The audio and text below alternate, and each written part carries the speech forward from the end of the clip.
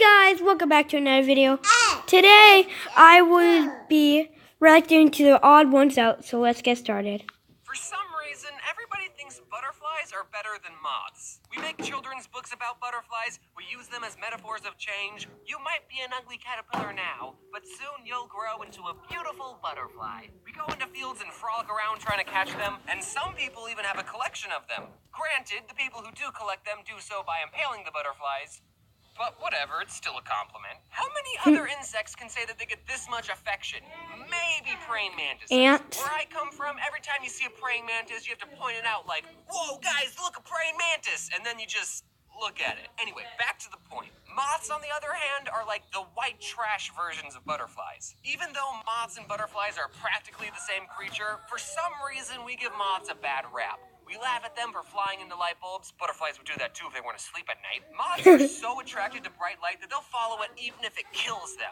You might think that this sort of behavior makes them stupid, but I like to think that this just shows how dedicated they can be. We also get mad at moths for eating our clothes, but if butterflies like the taste of our clothing, they wouldn't hesitate to chomp down on our laundry. Actually, butterflies probably think that they're too good for your clothing. They only eat the fine things in life, like flowers. You hear that? Butterflies think they're too good for your t-shirts. In Arizona, we have your normal run-of-the-mill moths, you know, the type, small, gray. They look like a paper airplane made by someone who didn't know how to make a paper airplane. But we also have a moth called the white-lined sphinx moth. And these moths are like the Godzilla of the moth world. Which, actually, I'm pretty sure there is a giant moth in the Godzilla world.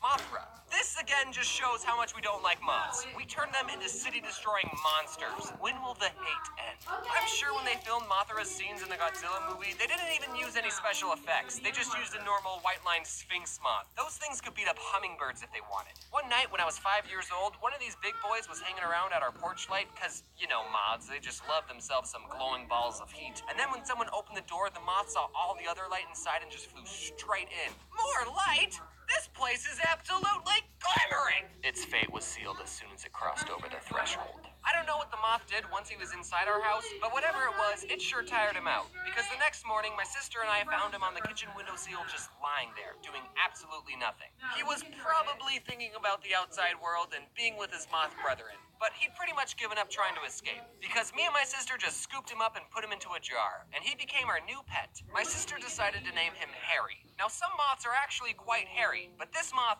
wasn't hairy at all. So that name didn't make any sense, but we were 5, so it didn't have to. Hey guys, don't get too attached to Harry. We poked holes in the lid, we put leaves and sticks in his jar, which might have been a good idea if he was still a caterpillar, but I don't think moths eat leaves.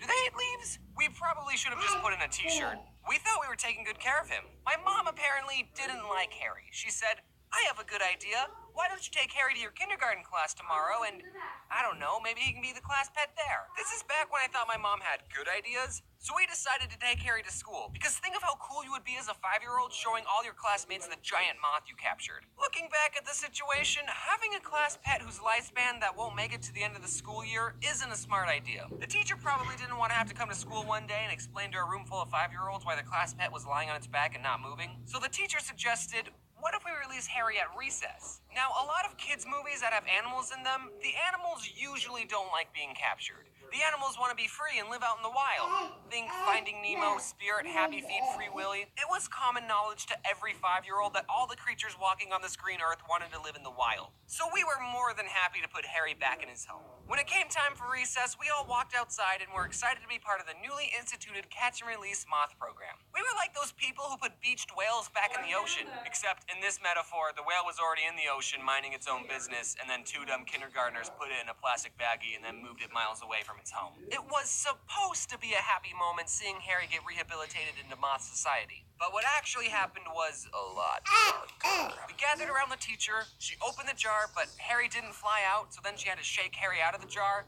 We've already established that Harry isn't that smart. Eventually, he finally understood that he was free. The whole sky was waiting above him. He flew upward, wings fluttering, ready to reclaim his moth life. Well, turns out there's a good reason giant moths only come out at night. And that's mostly because of camouflage and the fact that their predators are asleep. Harry had neither of those advantages at our playground in the middle of the day. Not 10 seconds had gone by when a bird from a nearby tree swooped down and grabbed Harry in its beak. Harry was a free moth for a good 10 seconds before his painful, inevitable death. Immediately, the entire kindergarten class began screaming. My sister ran after the bird, demanding that he released Harry.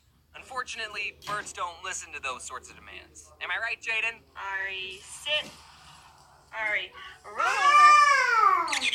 Ari, stay. No. Speak. So then the teacher had to give us the talk about how nature is a lot scarier than it is in the movies.